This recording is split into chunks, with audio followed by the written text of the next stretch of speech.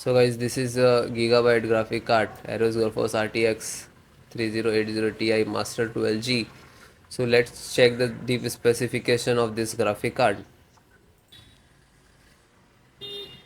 So graphic card processing GeForce RTX 3080 Ti, core clock 1770 megahertz, and reference card 9665, and DA core, which is processing unit 10,240.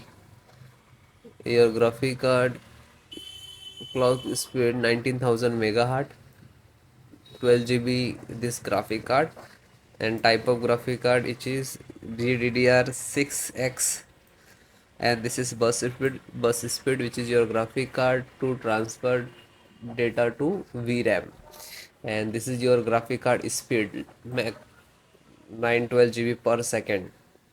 And this is type of graphic card, which card is connect to your motherboard PCIe 4.0 x16. And this is your display resolutions, which is max 7680 into 4320, and we can connect a multi-view 4, and require the power supply. You can see the 850 watts with 8 pin and 6 output port, which is connected to your display. And you can see this screen, which is 3 port is DP port, which is 1.4a, and 2 HDMI, which is 2.1, and one more HDMI, which is 2.0.